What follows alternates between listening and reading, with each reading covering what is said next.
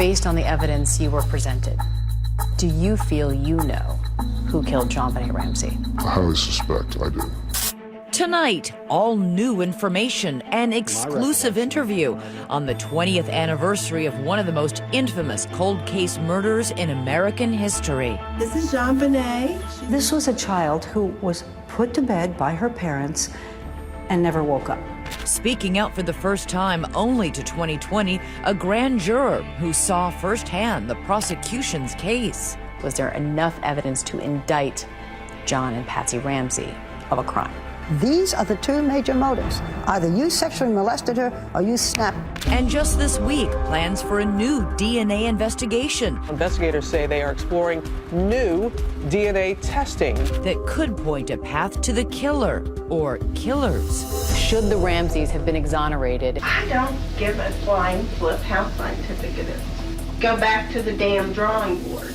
We're taking you inside our 2020 crime lab. So there are two basic theories. The intruder. Uh-oh, looks like somebody could have got in here. And then there's the insider theory, a family member. Who would write a 3-page rambling ransom note other than someone trying to cover their tracks? Tonight, after 20 years, why are we still confounded and haunted by what happened to a 6-year-old girl on Christmas night? Is anyone going to pay for murdering that beautiful little girl? Somewhere, somehow, there may be a match to that DNA. Then you got your killer. Good evening, I'm David Muir. And I'm Elizabeth Vargas. As we approach the 20th anniversary of one of the more disturbing murders in American history, we have an all-new look at the case from someone just now coming forward. On camera, for the first time, a grand juror who saw thousands of pieces of evidence over the course of a 13-month secret proceeding. And also breaking just this week, word of a brand new DNA investigation in the works right now. Cutting-edge tools only now available that might finally answer the question, who killed JonBenet? Amy Robach tonight with the story of the little pageant girl who never got to live out her childhood. The whole JonBenet thing, you see it on TV all the time. All the terrible things that can happen to people. I was her age. She would be my age now. She would be pursuing her own career. Once you realize, like, she never got to grow up. Back then, Thumper Gosney was JonBenet's friend and competitor on the Kitty Beauty pageant circuit. JonBenet was the nicest girl. Like, she was very poised in all of her things she did. Here in the foothills of the Rockies is the town where JonBenet Ramsey grew up. Boulder, Colorado, a quirky college town described by locals as 25 square miles of fantasy surrounded by reality. We assumed we were living in a little town and that evil existed elsewhere. The year was 1996. The Macarena at the top of the charts. I love books. Oprah started a book club. The country had just re-elected President Bill Clinton. As for the Ramseys, John and Patsy, 6-year-old JonBenet, and big brother Burke, age 9, they were the very picture of the good life. Wealthy, thanks to John's thriving computer business. Patsy was a high society woman from Atlanta who knew how to decorate her house. John was a smart guy who had just been nominated or voted as Entrepreneur of the Year. So really, the two of them were high society for Boulder. Patsy had just beaten ovarian cancer and was celebrating her 40th birthday.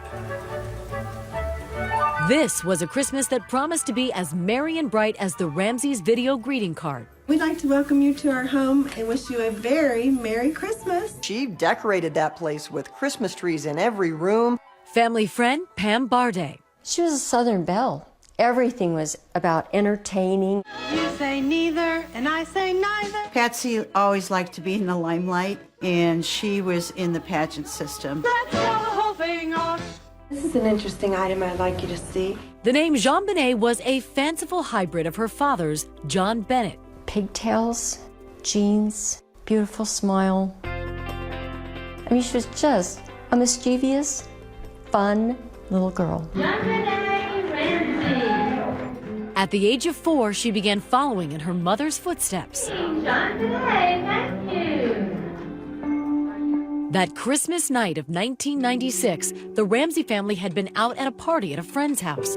As they would tell Barbara Walters in an interview several years later, they got home well after dark. JonBenet was asleep when we arrived home. We took her to bed, got Burke to bed, set the alarm, and went to sleep.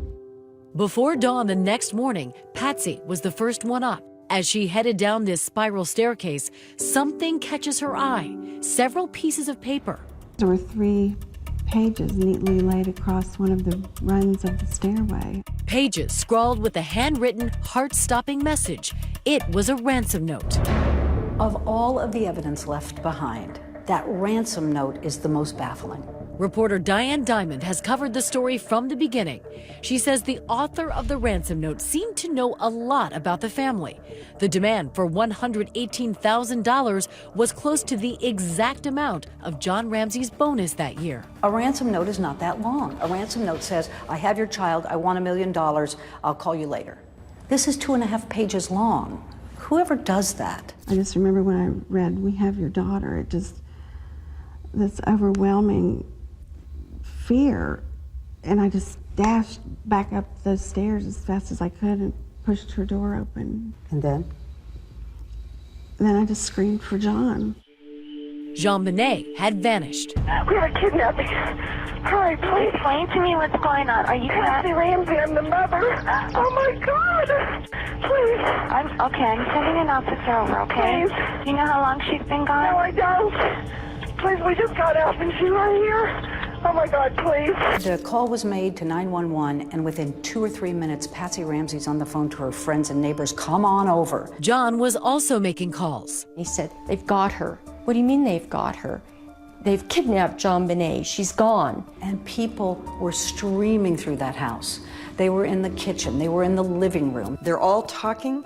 They're passing the ransom note around. The police should have secured that scene by telling everybody, get out. I'm sorry, this is a crime scene. It was just one of many mistakes police made that day. The first detective on the scene also did something that would radically compromise the case.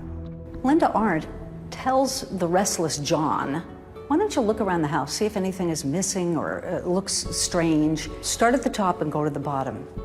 But he didn't do that. He went to the basement first, where, of course, whoa, he finds his daughter's body. I saw her lying on the floor with a white blanket. Her hands were tied above her head. She had tape over her mouth. Her eyes were closed. And lo and behold, when John Ramsey finds the body, you now have John Ramsey at the crime scene. John Ramsey picked that little girl up, took the tape off of her mouth, and dragged her upstairs in his arms. And then the coup de grace. He grabs a blanket, which is full of who knows what kind of contaminants, and throws it over the body. Right then and there, the police investigation was tainted. JonBenet had been strangled with a length of cord, a vicious homemade weapon known as a garrote. She was hit on the head with enormous force, and there was evidence of sexual abuse. I knelt next to her and I leaned down to her face. And John leaned down opposite me. In her 1999 interview, Detective Arndt seemed to suggest to Elizabeth Vargas that in that moment, she was afraid of John Ramsey. And we had a nonverbal exchange that I will never forget. And he asked if she was dead. And I said, yes, she's dead. And as we looked at each other, I remember, and I wore a shoulder holster, tucking my gun right next to me and consciously counting, I've got 18 bullets. Why did you do that? Because I didn't know if we'd all be alive when people showed up. When Patsy Ramsey saw her daughter's body, she collapsed. I knelt down over her and just laid my body on her body and my cheek against her cheek, and it was cold. And I just kept saying, no, no, you know, ask God. Ask God to raise her. The kidnapping had just turned into a murder. Speculation about possible suspects begins immediately, and no one can be ruled out. I know who killed JonBenet. There's no doubt in my mind who killed JonBenet. And the grand juror who thinks he knows too. Stay with us.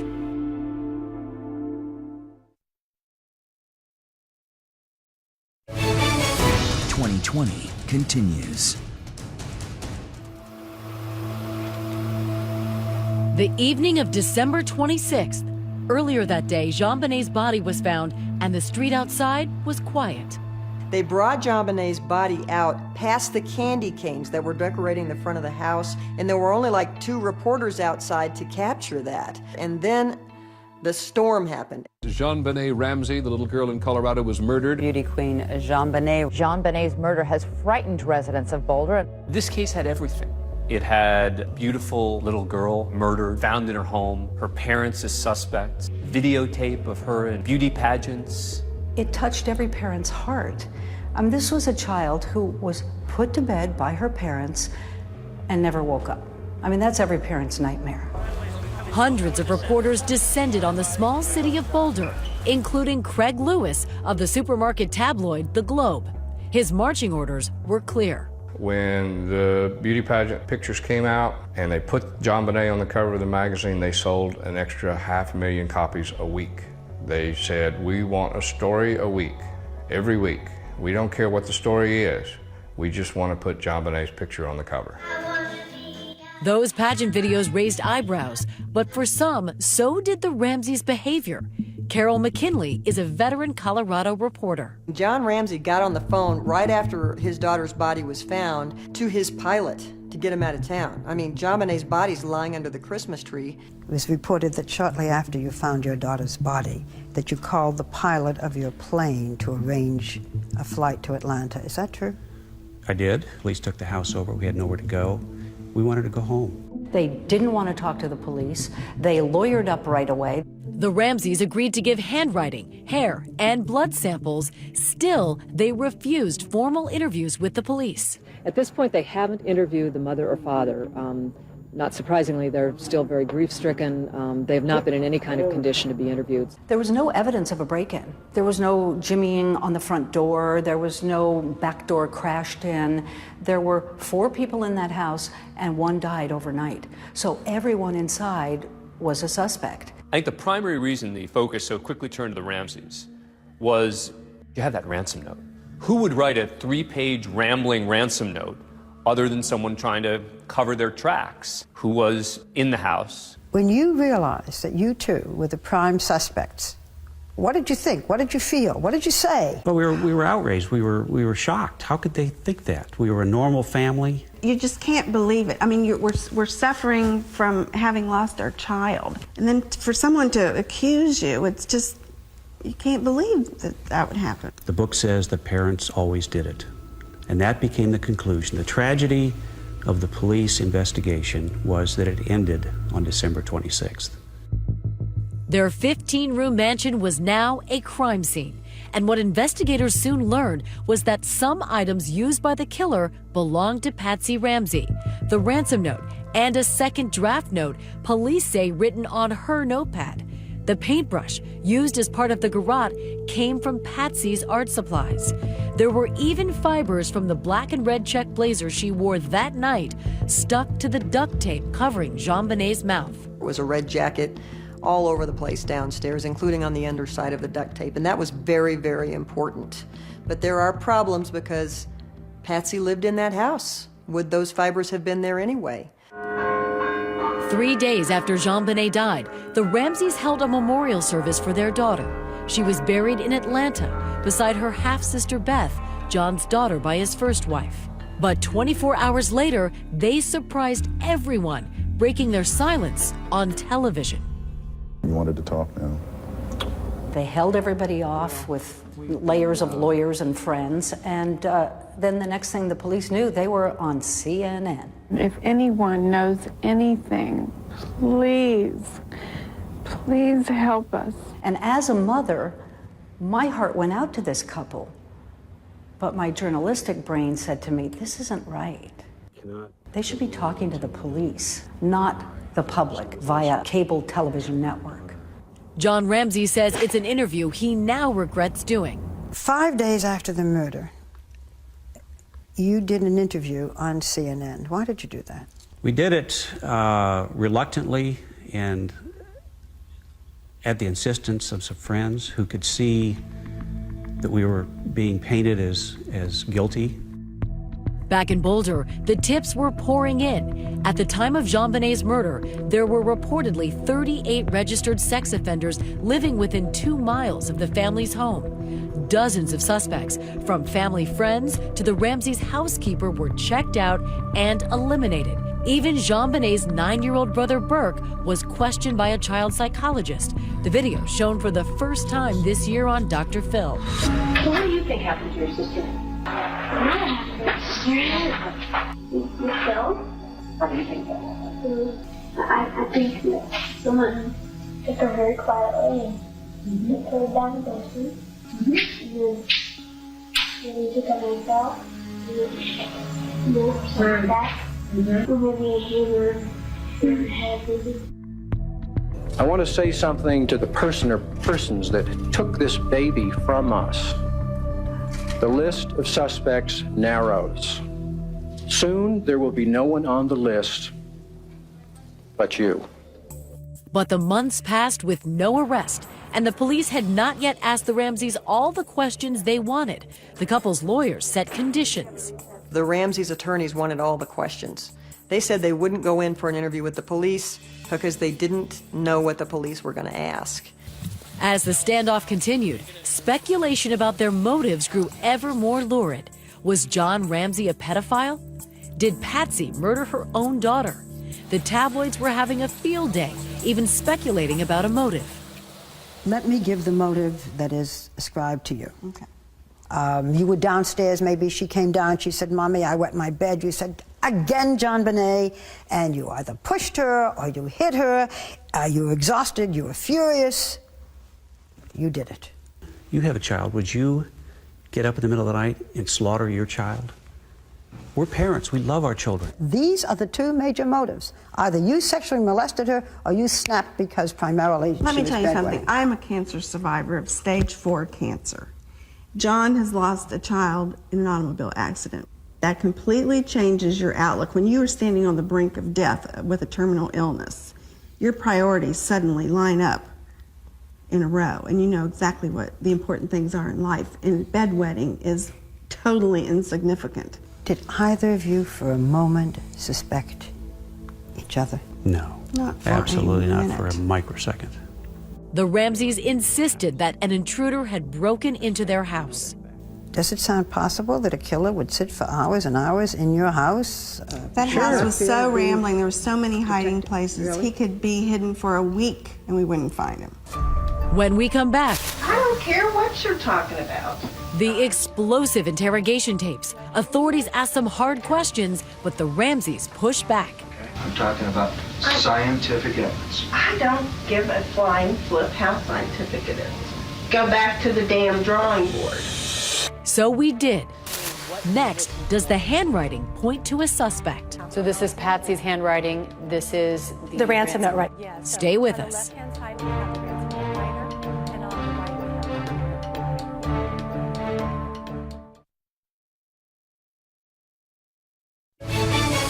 2020 continues.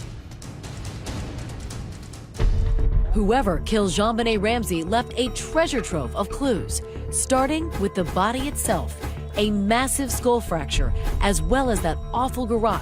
The whole scene left seemingly staged. But of all the evidence, the ransom note was perhaps the most controversial. What has thrown great suspicion on you, Mrs. Ramsey? And that's why when Barbara Walters interviewed the Ramseys, everyone wanted to hear, how would Patsy respond to allegations she wrote it? This has been inconclusive, but the similarity of the handwriting is the strongest piece of evidence implicating you. Well, if that's the strongest, then there's not much of a case, because we have had handwriting experts to look at my handwriting as well. And on a scale, I believe, of 1 to 5, with 5 being a totally incomplete match, I was rated at a 4.5. So there's very little. In fact, at least 6 handwriting experts agreed that John Ramsey could be eliminated as the author of the note, and that Patsy Ramsey probably did not write it either. But handwriting analysis is not an exact science, and at least one expert has a very different opinion. Professionally speaking, how certain are you that Patsy Ramsey wrote this ransom note? It's highly probable that she wrote the ransom note. Sina Wong has testified in more than 60 trials. She says she compared that ransom note with more than 100 samples of Patsy Ramsey's handwriting. She created these charts. First of all, here are some similarities. Claiming she found substantial similarities with the way certain letters were formed, such as these A's. And so you will see that just with the A's, the ransom note writer has 4 different variations of the letter A. And then Patsy Ramsey uses the same variation of the 4 different types of A's. In total, she says she found over 200 similarities in the writing, including unique ways letter combinations were formed. On the first example, you'll see that when the letter T and E are written together, they connect, they touch. And on the second one, it's called a misplaced capital. There's a capital L in the middle of it, and the word will, and you'll see that there's a capital L at the end of it. So this is Patsy's handwriting, this is the ransom note. Right. When the word unharmed is written, you'll see that the A, that this portion of it is up above, it's higher than the hump of the H. And that happens in both cases. But Wong's analysis, which she prepared in connection with a civil lawsuit against the Ramseys, was never allowed in court. A federal judge concluded in 2003 she lacked the necessary credentials to present analysis in that case. Nevertheless, it would be a long time before interrogators could formally ask the Ramseys about that note or anything else. I'm talking about scientific evidence. I don't give a flying flip how scientific it is. Go back to the damn drawing board. I didn't do it. What I see here is really, frankly, extraordinary because forensic psychiatrist Steve Pitt had been brought in back then to advise detectives how to interrogate Patsy. She was a formidable interview subject. He didn't do it. I didn't do it. Bert didn't do it. We love that child, okay? We're not involved. Read my lips. This interrogation took hours and covered the entire case. Patsy Ramsey is leaning in. She's right in his face. You seldom, if ever, see that. Pitt says rather than being defensive in the interview, Patsy was on the attack. Anyone who watches any beauty pageant at all knows that we're watching people who are schooled in performing. I did not kill my child. I didn't have a thing to do with it. She's very feisty. She's very almost combative. And that doesn't mean she's guilty, but it doesn't mean she's innocent either. I didn't do it. The bottom line is there's nothing there that they could use to say, aha, we've got you. Both Patsy and in a separate interview, John Ramsey deny anyone in the family killed JonBenet. When they're asked about, well, who do you think might have done this? If it wasn't you, who? They start throwing names out there for the police to follow up on. I've thought about almost everybody we know because you just don't trust people anymore. Perhaps the biggest supporter of an alternative suspect came to town from Colorado Springs. Lou Smith was a renowned homicide investigator, and he dug into the crime scene photos. So we had to find out what these marks were. He saw marks on the body he didn't think had been adequately explained. He determined they came from a stun gun. Since it would have been unnecessary for the Ramseys to use a stun gun to get JonBenet out of bed, he eliminated them as suspects. Smith honed in on a picture of this open window and a suitcase below. When I first seen that photograph, I thought, uh-oh, looks like somebody could have got in here. When he saw what looked like a footprint and a small piece of glass on top of the suitcase, he suspected that's how the killer got in. I'll show you how easily it can be done. Smith demonstrated climbing through that window was not only possible, it wasn't that difficult. But even if someone could have sneaked in, the big question remained, who? There were a whole host of other possible suspects, ranging from neighbors to known criminals to friends of the Ramseys. But a few people would get special attention, including the man who played Santa at the Ramseys' Christmas parties. What a perfect suspect, Santa Claus. Wouldn't that have just tied it all up in a nice little bow? But nothing would be tied up neatly in this case. 7 News has uncovered exclusive information about DNA test results. Test results on a spot on JonBenet's underwear revealed both her own DNA and DNA of an unknown male. And that unknown male didn't match John Ramsey, his son Burke, or any of the other possible intruder suspects so far. Regardless, many in the police department still thought there was more than enough evidence for the district attorney to prosecute the Ramseys. This man was one of the only people to ever see that evidence. Based on the evidence you were presented, do you feel you know who killed JonBenet Ramsey? I highly suspect I do. Next, you will hear from this grand juror who has never spoken publicly about what he saw. What did he think? Stay with us.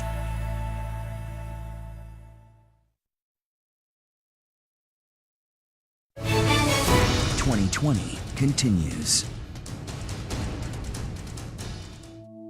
She enjoys painting ceramics. Little girl, big mystery. Even after nearly 2 years of investigation, the murder of JonBenet Ramsey remained unsolved. She'd like to become an Olympic ice skater.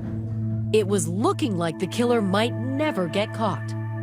Until in late 1998, the wheels of Boulder justice jumped into overdrive. Grand jurors arrived at the Boulder County Justice Center this morning. The DA presented the case to a grand jury of 8 women and 4 men. Police have been pushing for this day for months. We're at a grand jury stage where the key element is surprise. No one is talking about what's going on in the courtroom, and we don't expect a lot of information to come out.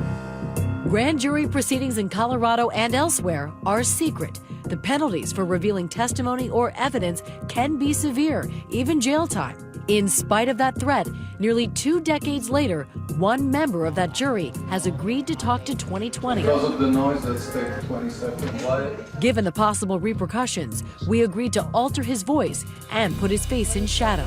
Before you were a grand juror, what did you know about the JonBenet Ramsey case? Very little. I saw that there was a little girl dressed up with, in my opinion, a sexual persona, and it disgusted me, and I turned off the TV. Over the course of more than a year, he and the other grand jurors grappled with the evidence and testimony from dozens of witnesses. The whole jury even took a field trip to the Ramsey home on 15th Street. In the basement where she was found, it was actually kind of an obscure layout, and you had to go into, you come down the stairwell and you had to go into another room to find the door that was closed. It was a very eerie feeling. It was like someone had been killed here. A grand jury does not decide guilt or innocence, only whether there is probable cause to charge someone with a crime. Probable cause means there's enough for us to move forward. The difference between getting an indictment versus proof beyond a reasonable doubt is a huge difference. Was there enough evidence to indict John and Patsy Ramsey of a crime? Based upon the evidence that was presented, I believe that's correct. But if the case went to trial, did he believe that the Ramseys would be convicted? No. No doubt. There's no way that I would be able to say beyond reasonable doubt this is a person. There was no smoking gun. Not to the point of knowing exactly what happened or exactly who was involved, no. And if you're a district attorney, if you know that going in, it's a waste of taxpayer dollars to do it. Still, the grand jury handed up an indictment accusing John and Patsy Ramsey of not murder, but child abuse, finding they allowed JonBenet to be placed in a situation which resulted in death. At least 9 of those jurors felt there was probable cause to believe that that crime occurred. In saying that, they were also saying, I can't tell who did what. I'm not ready to say there's probable cause to believe that either John Ramsey or Patsy Ramsey intentionally and deliberately murdered their child. After a year and a half of investigation, the stakes could not have been higher for the district attorney or the Ramseys. We were prepared to drive to the sheriff's office, turn ourselves in, and be jailed. I had signed a custodial agreement that would put Burke in the custody of my brother. We had to prepare in the event the worst happened.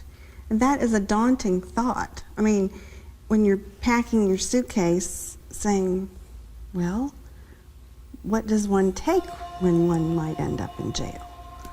But in an astonishing turn of events, the prosecutor nullified the findings of his own grand jury, the criminal justice equivalent of, oh, never mind. I must report to you that I and my prosecution task force believe we do not have sufficient evidence to warrant the filing of charges against anyone who has been investigated at this time. What made this case so unusual is that the grand jury did hand up an indictment on certain charges, and the district attorney decided not to prosecute. And I remember John saying, now, maybe they'll go after the real killer. Do you know how much evidence it takes to come up with an indictment? About this much. They found nothing. In 13 months, there was nothing that pointed to John or to me. Then Governor Bill Owens was furious. If I could speak to John and Patsy Ramsey, I'd tell them to quit hiding behind their attorneys, quit hiding behind their PR firm, come back to Colorado, work with us to find the killers in this case, no matter where that trail may lead. What do you say to the governor? I would say to Governor Owens, you've spent 3 years investigating my family. What are you going to do to find the killer of my daughter? A mystery for some, less so for our mysterious juror. Based on the evidence you were presented, do you feel you know who killed JonBenet Ramsey? I highly suspect I do. And who do you think that is? I wish not to answer that question. Now the investigation is about to leap ahead. Detectives examining 20-year-old evidence under the microscope of the latest technology. Could it reveal a whole new theory of the JonBenet Ramsey murder case? Stay with us.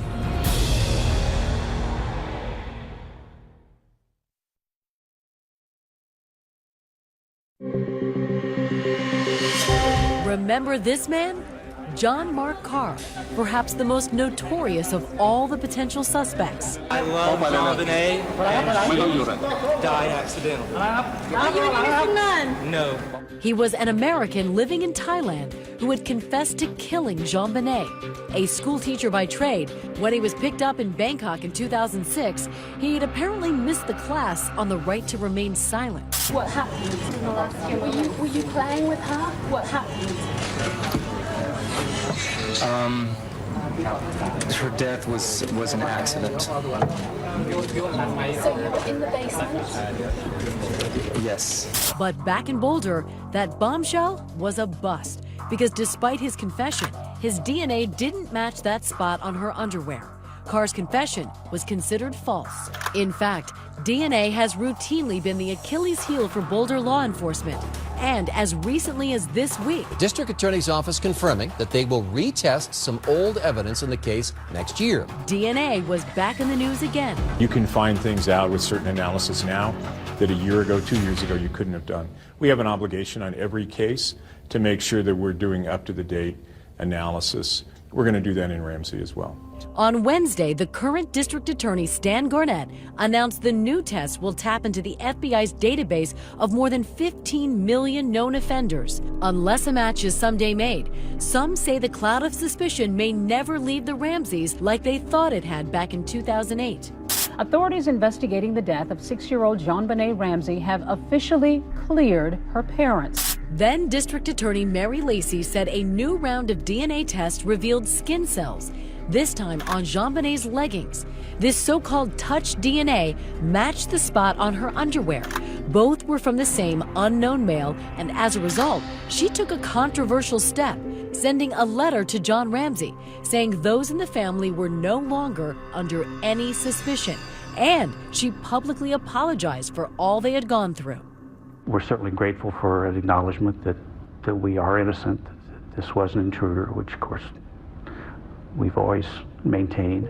For the first time, the entire Ramsey family was seemingly cleared, but to this day, that conclusion has its critics. Should the Ramseys have been exonerated by the DA based on this new touch DNA evidence? No, there may be other reasons to exonerate them, but not from that touch DNA. Famed pathologist Dr. Michael Bodden questions District Attorney Mary Lacey's conclusion. Her interpretation was faulty. Because as much as the technology was a breakthrough, it could create red herrings too. Finding skin cells and the concomitant DNA finding on an item of evidence doesn't necessarily mean that person committed the crime. Dr. Lawrence Kobylinski, a professor at John Jay College of Criminal Justice, says DNA from skin cells can be unreliable. There are other explanations for why a person's DNA ends up on an object through touch. For example, I shake your hand, I pick up your shed skin cells that way, and then I touch an object, transferring your cells onto the object. However, 2020 obtained the actual test results Lacey relied upon. But they're not from JonBenet. And took them to Professor Kobylinski to examine. And guess what? Despite the shortcomings, he agrees with the DA, Mary Lacey. The DNA from those leggings and the DNA from the underwear are most likely from the same unknown male, not one of the Ramseys. I would not use the word match. I would prefer to use the word consistent with. This is not perfect, but there's enough information there to conclude that the family should have been exonerated. Back in Boulder, Stan Garnett, who replaced Lacey as district attorney, says her exoneration letter means little going forward. Our job is not to go around clearing people or not clearing people. Our job is to review evidence. And now with the DNA case reopened, maybe, just maybe, he'll get some new evidence to review. How likely is it? Very unlikely. And the reason is because this case has been so thoroughly examined. It was so high profile. It's a very long shot this case will ever be solved. See, I've lived a lot longer than Dan, fortunately, unfortunately, and things come up years later, decades later, that sometimes help solve old cases. What does John Ramsey himself think, and where is he now? Do you think the murderer will ever be found? Barbara Walters checks back in. Stay with us.